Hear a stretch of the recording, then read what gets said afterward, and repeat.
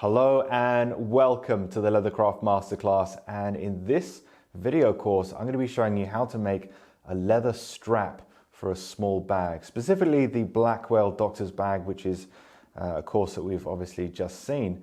But in this course we're going to be going through the shoulder strap portion of it and also how to make a small key clochette like this one, or key cover, which is modeled in the same silhouette as the side of the bag. So now you have something a little bit more practical to carry around, and also something to keep your key nice and safe whilst looking aesthetically pleasing. So let's take it to the table and get started.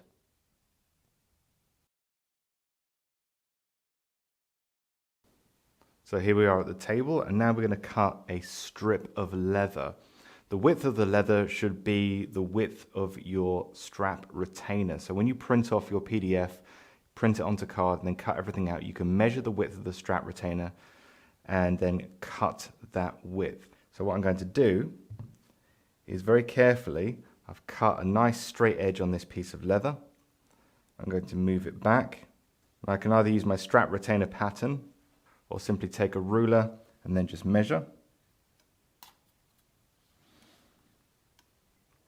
Then we can place down our pattern weights, take a rotary cutter, and then very careful, minding your fingers, but also keeping side pressure against your ruler, ideally a steel ruler, supporting as you go. And there we have our first piece. And we need two of these, ideally a length of 950 millimeters or up to 1 meter. It depends on who you're making the bag for. If it's a non-adjustable strap, then it needs to be a bespoke strap. So the idea is to take the measurements off a bag that the person already owns, or you already own if this is for you, then measure the bag strap length of a small bag, and then you can mirror that in the length of this. Just don't forget to add a little bit of extra length, which is about 40 millimeters per piece of hardware. So now we have two pieces, and at this point it's a simple matter of gluing them together. Now on this particular occasion I've cut them to exact dimensions. This does, however, make it a little bit more difficult to match up the widths, okay? So you have to pay attention when gluing that the edges align. Otherwise you're going to have a lot of edge finishing to do. In an ideal situation, you want a nice flush cut edge, which means it's been cut fresh and you're starting from a fresh cut edge. So if you have the space on your hide to cut two strips that are oversized, glue them together, and then cut your 12 millimeter, 13, 14, or whatever you choose, then you're going to end up with something that has a nice cleaner edge, okay? Now the reason I didn't do that here is because I'm trying to get this entire bag done on one hide, and that extra space isn't available once you cut out the panels, the gussets, the base. This is the most efficient and economical way of doing it, but it just means you have to pay extra attention to make sure when you're gluing them together that your edges are nice and aligned. Now to add strength, support, and also prevent the shoulder strap from stretching out, it's always a good idea to add a little bit of reinforcement to these parts. So I'm going to use some reinforcement tape. This is nylon reinforcement tape. I'm using 10 millimeters, so it's not going to go right to the edges. So it avoids any issues with edge finishing. I'm going to keep it nice and straight, and then just add our reinforcement as we go, just bit by bit.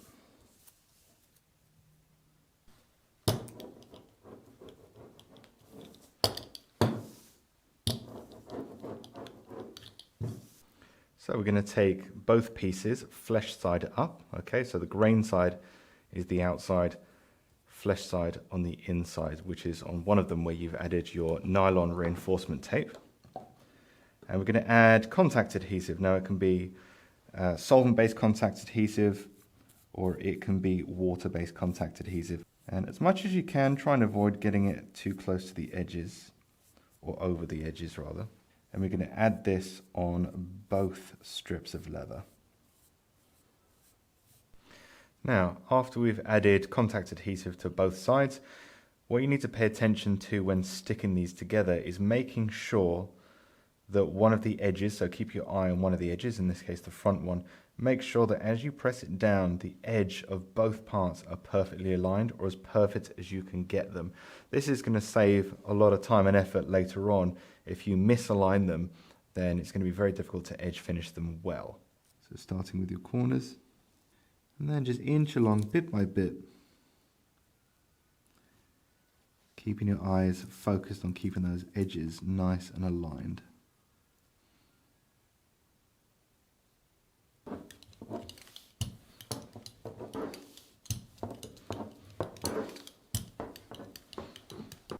So now we're going to crease the edges before we start stitching. I'm going to take a 1.5mm creaser. So we're going to warm this up. And always just test your heat on a piece of scrap. And now we can crease all 4 sides. So each side, and then flip it over. So taking one end of your strap, and we're also going to take a pricking iron. In this case, I'm using a 3mm pricking iron. We're going to use the side of the crease line to follow. Okay, so we're not going to make an extra line with a wing divider. We're just going to place our pricking iron just in from the end, about 2mm in from the end. And we're going to have the prongs just on the side of the line. Okay, so not directly touching them, just fractionally off, maybe 0.5 millimeter. And we're going to go all the way through. Removing, moving up, first prong in the last hole, same again, just off. And we're going to go all the way to the very end, and then we're going to come back on the opposite side. So we need 2 seams, 1 on each side. So here in the clams, we have our strap with holes marked all the way through on both sides. So you don't need to use an awl for this, it's not very thick. If it helps, then obviously you can. Now I'm going to start on the end, and we don't need to do a back stitch because this part is going to be stitched over with our leather end attachments, which is how we attach our hardware. For length of thread, I've actually gone for a very long 2 arm spans worth. Okay, so 185 centimeters times 2, so about 3.7 meters, so about 12 feet. So that's roughly how much length it's going to take to actually stitch one entire side of this comfortably. Okay, if you want to and you have the knowledge, obviously you can just take an arm span's worth of thread, and then when you finish that thread about halfway through, you can then switch over to another piece. And I do talk about that in my switch buckle belt making course on how to actually switch that over. But if you don't know, you can go for a longer piece of thread. Now my advice, if you're using very light colored thread, then maybe some finger cots or something to protect your fingers to make sure dirt doesn't start to build up on the ends, which is where your stitches at the very end are going to be. So if you're using white thread, which I wouldn't recommend for a seam of this length, with this length of thread, then it can get a little bit dirty. So that's something to be aware of. In dark thread, just wash your hands. And as you stitch and you tighten, we're just going to allow it to touch the surface and a touch more, and that's it. We literally just want to add the tiniest piece of tension, tiniest amount of tension to our stitches. Otherwise, at this length of seam, you'll start to bow.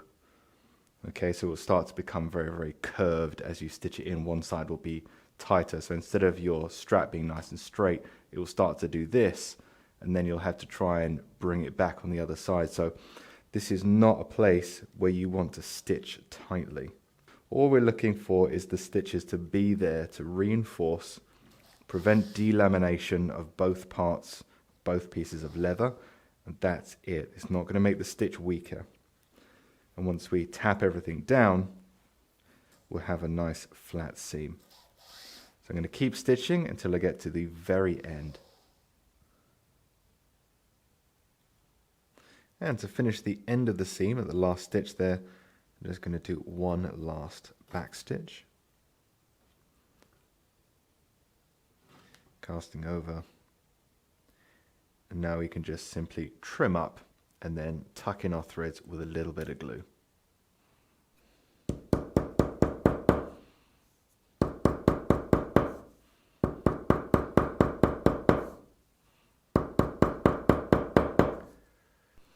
And on some softer skins, you may find that the crease line just loses some definition after stitching.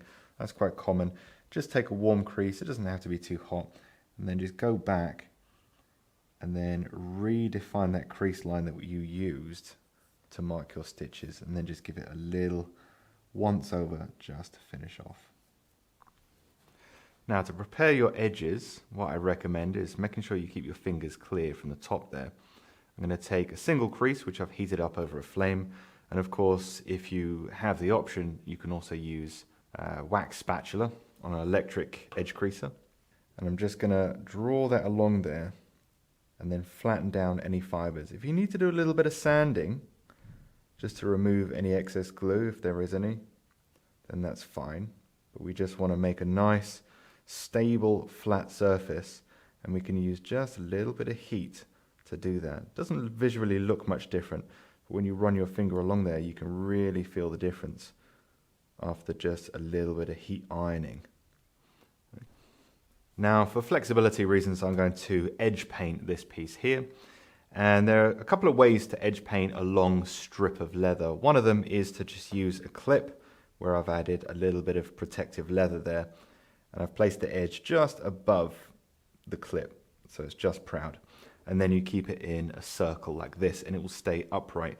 The other way of doing it is to clip it up to something on the ceiling, for example, or a rafter, allow it to hang down, then you can place a bead of edge paint and then just pull it down with a roundel or even a bamboo skewer, something like that, and that will allow you to kind of just pull it down, and gravity will assist you as you go. So there are a couple of ways of doing it. Otherwise, you know, if it's laying flat, it's very easy for the edge paint to come off and smear and that kind of thing. So this just helps out. But to keep things in frame, I'm going to use this method, using Uniter's edge paint in black for this one, and just a small rotary edge paint applicator here. I'm not applying too much on the first one, and then just rolling it or moving it so it works its way into the fibers as much as you can.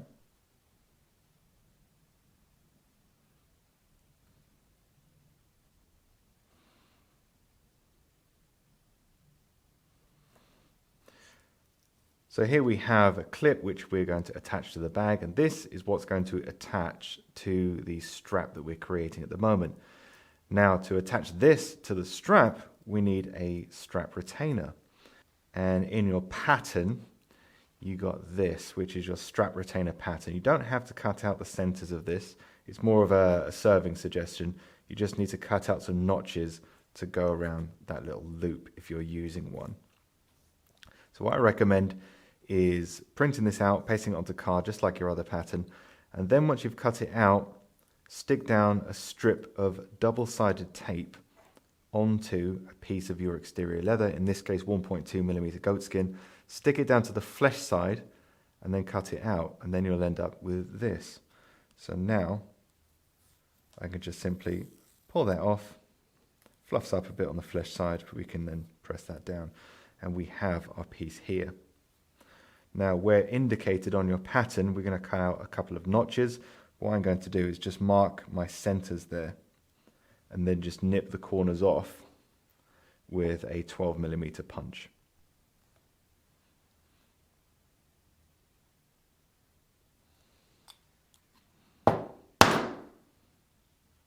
So there we go. So there's our piece here. We have our little cutouts in the center, and just taking a little quick test fit with our clip here and placing it on there, we can see it just gives it a little bit more freedom to move around. Okay, if we keep it too wide, all the stress goes onto the corners. So taking your strap retainer and then flipping it over onto the flesh side, just measure the length and then take a piece of nylon non-stretch tape and undercut that very slightly so it's slightly shorter, and also measure the width and undercut that very slightly so that you miss the edges when you place it down.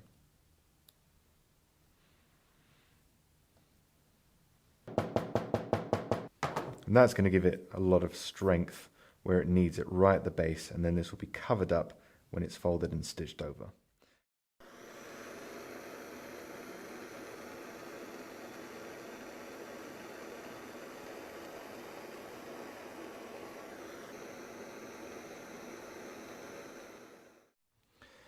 Now taking our little trigger hook here, This is our little clip that's going to attach to our bag. I've attached the strap retainer at the end, and I can take the end of the actual strap itself and then place that over there until the end of the strap indexes against the ring. Now if I just bring it down, so it's not perfectly in line, just bring it down, you can actually see there where your stitches start. So if you copy over that, you can just do it by hand and press that in.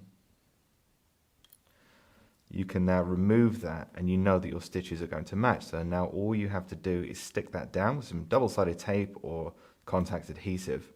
And as long as you've made holes, you can actually go through and stitch through these holes. So even though they've got thread in them, you'll still be able to stitch this in place. And then you can do the same thing. You can actually remove, press them down together and hammer all the way through. As long as they're in alignment, then you'll end up with a mirror image and then you can stitch through. So we're going to take our hardware here and you'll notice it's a split ring. Okay, so there's a split at the top. We're going to put that on the inside. So on the inside here, I've added some edge paint to the sides. So if there's any gaps, you won't be seeing the color of the leather. And also I've added some adhesive tape, so double-sided tape, 6mm. And we're going to thread this through here. And I'm going to place the end on here. And I'm going to align all the edges, keeping everything nice and centralized. If it's slightly off, you can peel it off. Adhesive tape doesn't really take hold for a while. And you can take a needle and just test to see if everything is in fact in alignment. And we can see that we are. So you can put a needle here, a needle at the back, a needle underneath, and a needle at the front as well.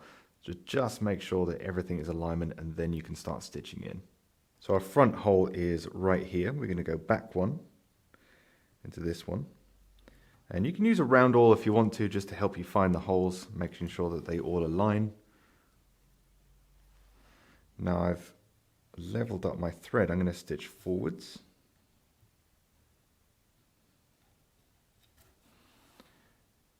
Like so.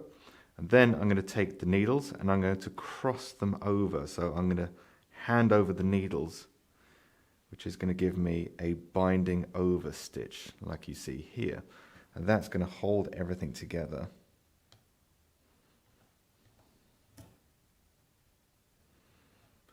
We're going to bring in one binding over stitch and then the second binding over stitch. Okay, making sure they're side by side, and then you can give it a little bit of tension like so. Okay, don't overdo it. Don't need too much there. And now we can simply stitch back all the way to the very end. So now that's all stitched in place, it's ready to attach to our bag.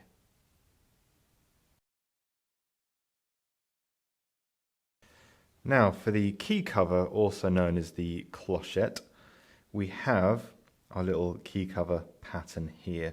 So the leather that I'm going to use is this. So I have some exterior skin, which is 0.8mm, and I have some interior skin, which is 0.8mm. So overall, the thickness of this piece is about 1.6 to 1.7mm thick. And this also mirrors the interior and exterior leathers or skins that I've used for the bag this is going on as well, so it matches. So we're going to take our pattern, place it down, and then very carefully we're going to cut around with a sharp knife. Another alternative is to use a scratch awl and then make a mark, remove your pattern, and then follow that line.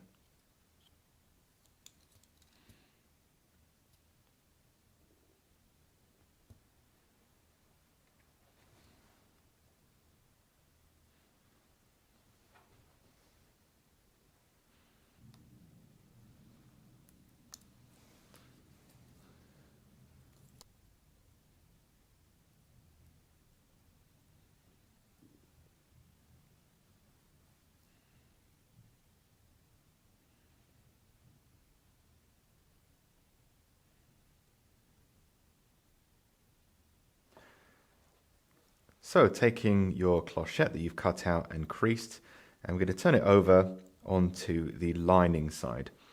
Now to facilitate a fold down the center there and make it a little bit easier, you can leave it, it's up to you, but personally I like to remove a little bit of material. Take a 4 to 6 millimeter French edger like this. This one's a 4. Press down the guide and then bring that edger on all the way over to the other side down the center. Like so. You could do a second pass just to remove a little bit more material. This is just to take the thickness down to make that fold a little bit easier. Okay, so it naturally wants to fold there now. Turn it over onto the exterior, and we're going to take our key cover template, our pattern, and you notice I've taken an oval punch and punched out the center where indicated, and that's going to give you an idea of where your centers are. Once you're happy, take your punch again, just find that center there and push through and wobble it around just so that you can make a mark, okay? You can hammer through there if you want to, but it widens that hole so much that it'll be useless afterwards. So we're going to place that in. So now turning over, we have a hole, which is where our strap is going to go through. The next stage I like to do, and again, this is not necessary, it's just something that gives it a little bit more finesse, is just take a ruler, place the center of the ruler down the divide, okay, so where it's going to fold in the center there, and mark off 25 millimeters, okay, so about an inch. And now we can simply go from that mark just about 2 millimeters. So this is a 4 millimeter French edger. I'm just going to remove about half the width of the edger.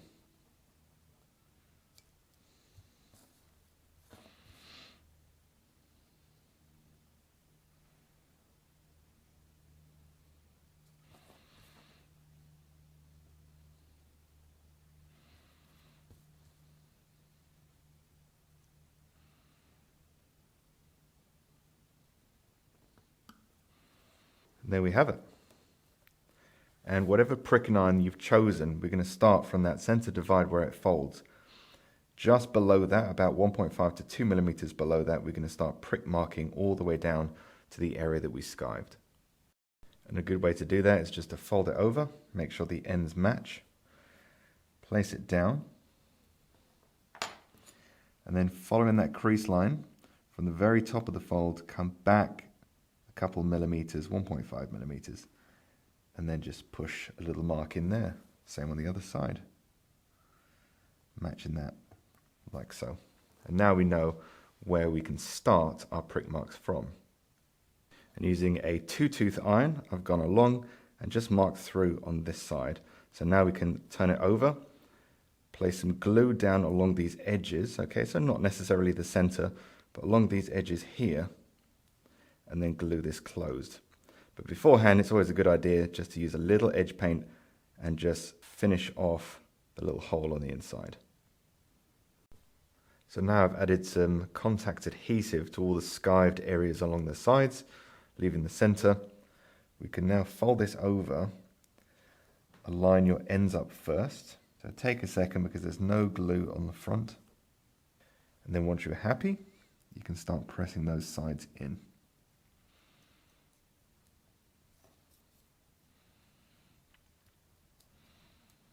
And as you've skived down the sides here and you haven't gone over, this just opens up a little bit naturally. And when there's a key inside there, you'll see it allows you plenty space to put your fingers inside and grab it for something that's so small. So in the clams, what I've done is just taken an awl and just a piece of cork, and then just gone through and finished those holes off all the way through. So you can stitch with an awl during if you want to. It's a little delicate.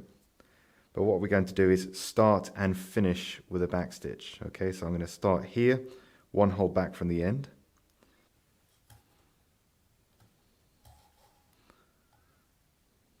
So now after snipping, we can finish them off with a little white glue, tuck them in, and then stitch the other side. Once you've done that, you can then go ahead and finish your edges with edge paint, dye, wax, or whatever you want. Now to create the strap that's going to attach the key cover to the bag, I've taken a piece here. This is 200 millimeters long and about 25 millimeters wide. So about 1 inch by 8 inches. Now it's actually two pieces that have been glued together, and each piece is about 0.7 to 0.8 millimeters thick. Okay, so two thin pieces of goat skin. And what I want to do is keep this overall length, but I'm going to cut a strip out of it that's 6 millimeters wide. So straighten up the edge and carefully move your ruler back, and we're going to measure a thickness of 6 millimeters.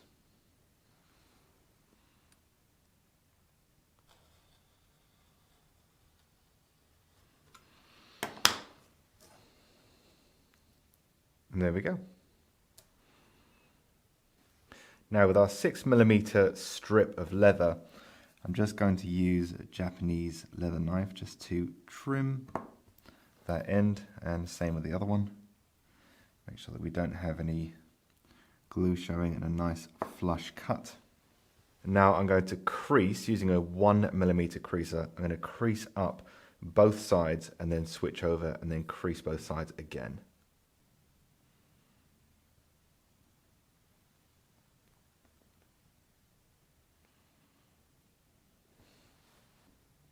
Now I'm going to take a 1 millimeter hole punch. I'm going to come back about 6 or 7 millimeters and then find the center.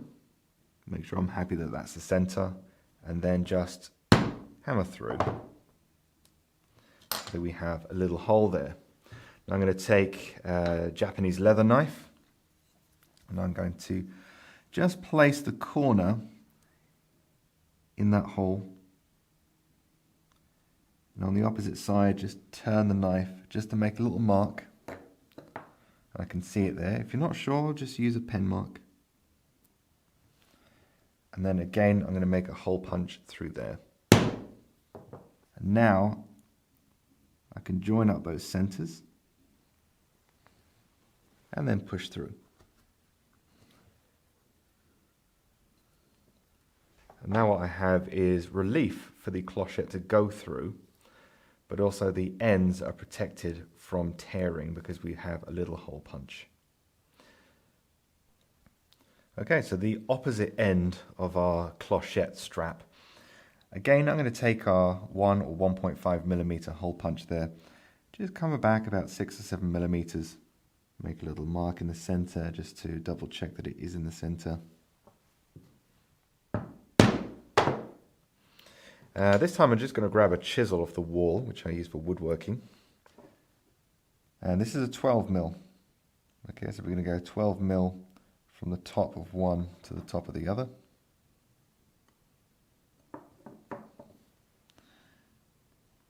And then just use that chisel tip. So now we've made a slit to connect both holes. Okay, so taking the key cover, the key, and also the key cover strap, which we've just made, I'm going to take the key and the strap, and I'm going to take the end of the strap, okay, so the very end, I'm going to thread it through the key. Then once it goes through, I'm going to take the opposite end and place it through that slit we just cut. Then just make sure both sides of that slit are sitting exactly the same way, and cinch it up to the top of the key. From here you can take some edging pliers and just above the key add a little bit of pressure, so just a little bit of a squeeze, and then on the key itself very lightly. Okay, so that just flattens everything down, makes everything nice and smooth. The opposite end, I'm going to take the little key cover, and I have just a piece of leather cord in there which just fills it out so that you can edge finish it effectively. And I'm going to push that through.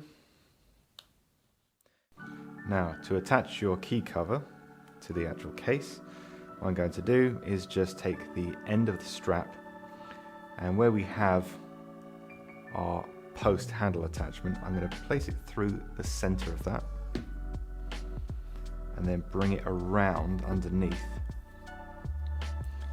and just far enough so we can open up the slit that we cut, which will enable us to put our key cover through like so. And there we have our key clochette. And if you want it a little bit higher up, you can wrap this around the entire post. And for a little more length, just wrap it through one side, which is what I've done here. So adjust it to your taste. As long as when you lift the key cover up by pulling your key out, you can in fact insert into there without any issues. So thank you for joining me for this tutorial. I hope you enjoyed it, learned something new, and perhaps able to put those skills into practice and create something of your very own.